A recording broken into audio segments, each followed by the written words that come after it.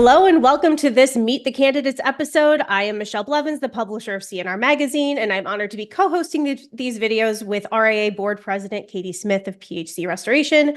We strongly encourage you to watch each of these Meet the Candidate videos. They are just about 10 minutes in length to get to know the 5 stellar candidates on this year's ballot for the RIA Board of Directors. Each candidate is going to be asked the exact same 3 questions.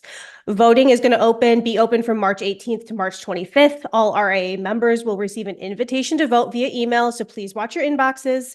Election results will be announced on March 27th, and the new board will be installed at the RIA convention in Dallas, which is April 8th through 10th. All right, without further ado, that's all the housekeeping I have. So I am going to toss it over to Jeff Moore to introduce himself, and then Katie's going to take it from there. But Jeff, take it away. Introduce yourself, share your company for people that don't know, and a little bit about your background. Yeah, my name is Jeff Moore. I'm current president for ATI Restoration. I'm a second generation restorer. ATI was founded in 1989 by my dad, and I work with my 2 brothers and currently serving as the RIA vice president. I grew up in the industry working from a carpenter to a technician, and I've worked in most of the roles within the organization. And what I'm really passionate about is giving back and helping restorers and solve a lot of those problems that my family and I have been challenged along the way. And so I've really enjoyed my time in giving back to the RIA, and I hope I have the privilege of working on the board again if I'm the best candidate. All right, Jeff, as Michelle said, we have the same 3 questions for every candidate, and I think it's important to start with why. So question number 1, why do you want to serve on the RIA Board of Directors?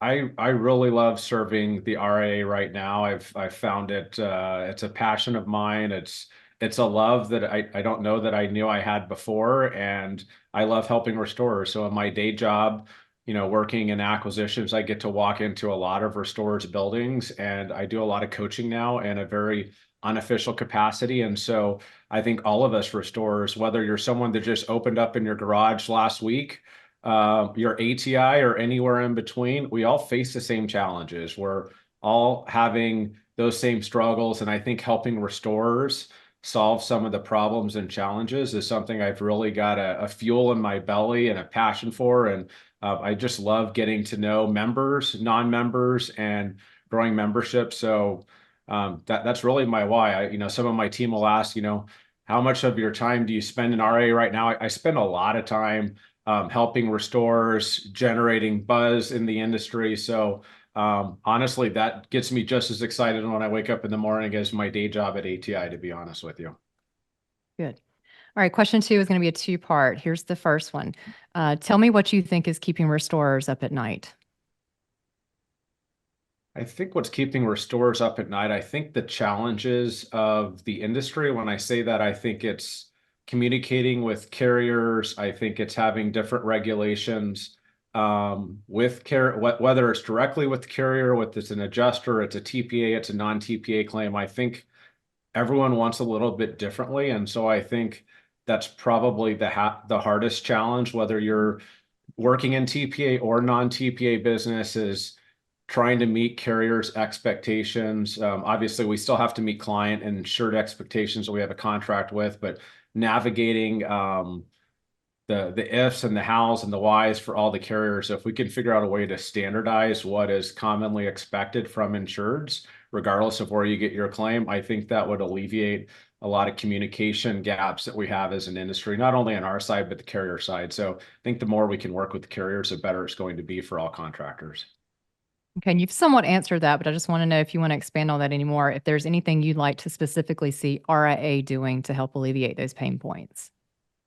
Yes, I think there's 2 things we can do. I think first and foremost, we need more restorers to join the RIA, because at the end of the day, we are a nonprofit, and as a nonprofit, we only have so much funds. And when you only have, call it 10 to 20% of all restorers, that means we have 10 to 20% the amount of funds that we could have.